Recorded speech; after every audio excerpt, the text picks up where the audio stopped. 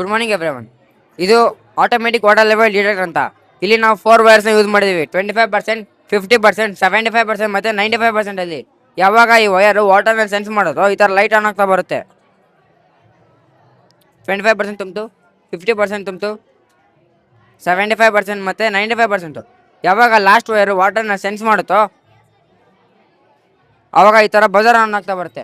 ಆನದ ನಮಗೆ ಗೊತ್ತಾಗುತ್ತೆ ನೀರು ತುಂಬಿದೆ, ಆಫ್ ಮಾಡ್ಬೇಕಂತ. ಇಲ್ಲ ನೀರು ಓವರ್ಫ್ಲೋ ಆಗ್ತಾ ಇರುತ್ತೆ.